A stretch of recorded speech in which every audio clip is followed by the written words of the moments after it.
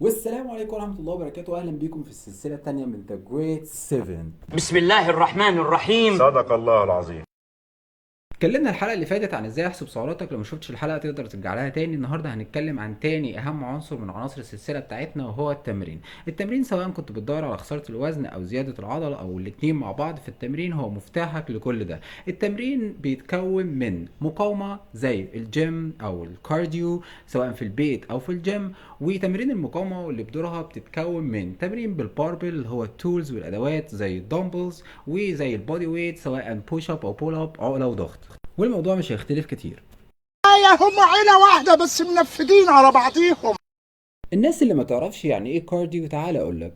الكارديو بينقسم لليس، وهو انك تمشي او انك تجري في المكان ببطء، او انك تجري في الشارع او على التريد ميل بطريقة سريعة. وبينقسم للنوع التاني اللي هو هيت. الهيت هو هاي انتنسيتي انترفال تريننج، وانك تتمرن دقيقة تمرين سريع جدا و30 ثانية راحة في نفس المجموعة. طب ايه الفايده من التمرين والفرهده دي؟ طب اعمل دايت وخلاص. انا اقول لك، لو انت بتدور على الزياده العضليه وزياده وزنك فاكلك لوحده مش كفايه، ولو انت بتدور على انك تخسر دهون فالدايت لوحده مش كفايه. التمرين واللي بدوره بيزود معاك حاجات كتير جدا زي هرمون التستوستيرون وهرمون الجي اتش، اللي بدورهم بيزودوا معاك الكتله العضليه. وكلما زادت الكتله العضليه زاد معدل الحرق في جسمك، لان جسمك خلال فتره التمرين بيحتاج طاقة عشان يحرق سعرات حرارية. واللي الأبحاث العلمية قالوا إن جسمك بيحتاج من 112 ل 120 سعر حراري خلال فترة 30 دقيقة من التمرين. كمان انت مش بس بتحرق سعرات حرارية وانت بتتمرن، انت بتحرق سعرات حرارية وانت قاعد في البيت في يوم الراحة. ازاي ده؟ اقول لك. حاجه بيسموها العلماء RMR، وهي ريست ميتابوليك ريت. يعني جسمك بيحتاج طاقه لاعاده وبناء الانسجه الناتج تلفها من التمرين، فبيحتاج طاقه ان هو يعمل ريبيلدينج للالياف العضليه دي، فانت بتحرق سعرات خلال الراحه.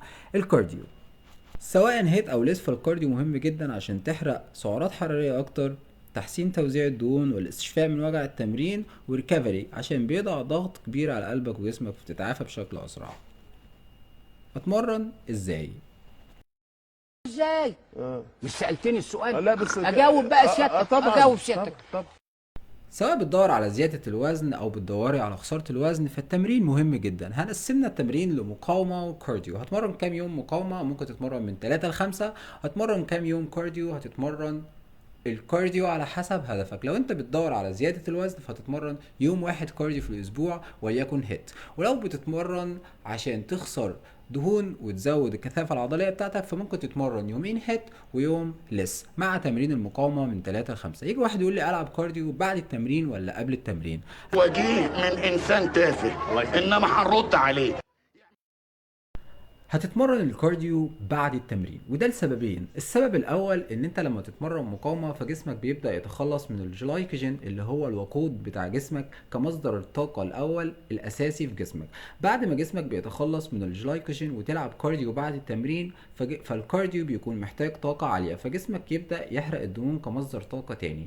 تاني حاجه بتكلم فيها ان الكارديو بعد التمرين، انك لو لعبت كارديو قبل التمرين ده هيأثر على طاقتك وهيستنفذ طاقتك، فهتحس ان انت تعبان ومش قادر تكمل تمرين المقاومة، واللي اتفقنا ان هي مهم جدا جدا. هيجي حد يسألني ويقول لي ايه هو افضل تمرين؟